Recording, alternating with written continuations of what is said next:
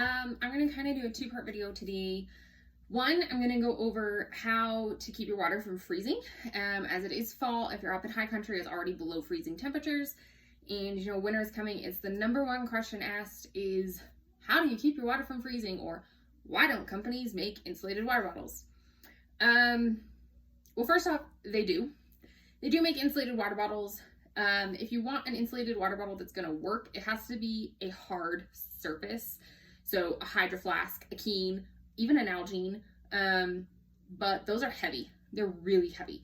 The all-time, like, you really absolutely don't want it to freeze, get a Nalgene insulation sleeve that has a zip top. It's Mylar lined, and store it upside down. That is the ultimate, my water will not freeze. However, that's not practical when running. Hydropack does make several different varieties for different companies on the insulated soft flask, and it sucks. Same with the insulated bladders. They're not more insulated than a standard one. They don't stay cold in the heat. They don't prevent water from freezing. I've had water freeze at like 38 degrees in an insulated sleeve, and that's like well above freezing. So what does work is the ultimate question. So I'm going to go through that. Everything that I'm going to share with you today, I have personally tested down into -5 in the Colorado Rockies, with like 0 issues, like not even close to having a problem. So it definitely would work even colder or for longer time periods. So the first thing is bladders. Let's go over bladders. I got my nice full bladder. You want an insulated hose. Your bladder itself is usually against your body, and your body heat's going to keep your bladder itself from freezing. So I don't ever worry too much about that. I also use packs.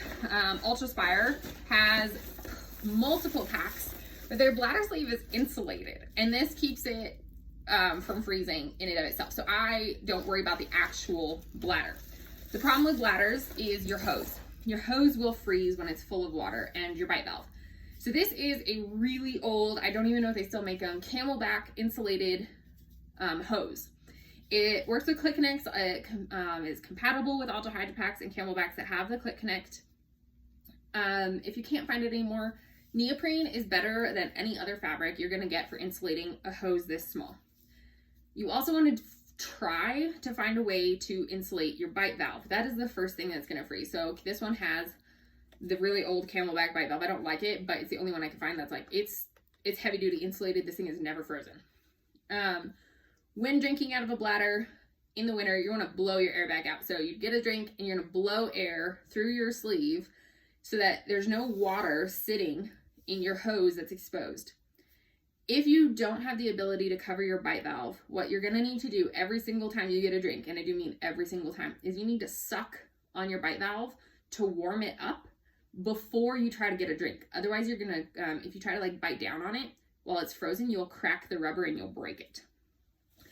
So bladders, pretty easy. Blow the air out of your hose. Keep your hose insulated, preferably with neoprene. Suck on your bite valve before you bite it so it's thawed and you don't crack the rubber. That's pretty much it when it comes down. Bottles are a little trickier. So hard bottles are going to freeze slower because of surface area. This bottle is Ultraspire's 550 flask. It is a hybrid bottle, so it's sort of a hard bottle, sort of a soft bottle, so it's kind of like, it's squeezable. I can squeeze it. I hate hard bottles when I'm running. This one is the only one I like. Also, the wider the mouth, the slower it'll freeze. This is a sock from the Dollar Tree. No, I'm not kidding. It's one of those like men's crew socks, pretty tall. I'm gonna fold it in half, and I'm gonna stick my water bottle inside it. And then I'm gonna pull up enough so that when I'm not drinking, I can actually cover the valve in the bite. So I just want it covered, and I can kind of just tuck this in. This will work down into the 30s, no problem. Sometimes even the 20s if it's not like that cold biting 20s, depending, you know, if it's sunny in 20, it feels way warmer. This will work by itself. If you're colder than that, get a hot hand, open one up, you only need one, and you're gonna stick it in between your 2 layers of the sock right here. So it's not right on the water bottle, but it's right there, and it's just gonna help keep that water frozen. And then in your pack, you gotta make sure it's closed all the way. Store it upside down, just like I said with the Nalgene. And this will prevent the water from freezing at your lid if water freezes from the top.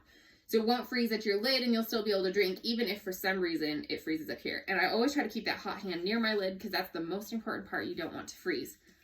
Again, always make sure your lid's closed before you dump your water bottle upside down. That will work down into the negatives, no problem. I'm not kidding, this is just a sock from the Dollar Tree. Stick a hot hand in it, put it upside down, you're good to go for hours and hours and hours on end. The other thing that most people forget, Tide and Be Free or any other filter, whether it's the Sawyer Squeeze, whether it's the MSR Trail Shot, if they freeze, they break. They will not work if they're frozen. So I keep mine, if it's not full, keep it in an airtight bag, and I will throw a hot hand in with it so it won't freeze. Because if this thing freezes, it's useless. It's a piece of crap if it's frozen. Obviously, if it's not frozen, it's my favorite. And if you've never tried it, wrap a coffee filter with a rubber band around it. It will save you from silt. The actual like silt filters for it off of Amazon are a piece of shit. Don't get those. Anyway, that is keep your water from freezing 101. I hope everybody finds that helpful.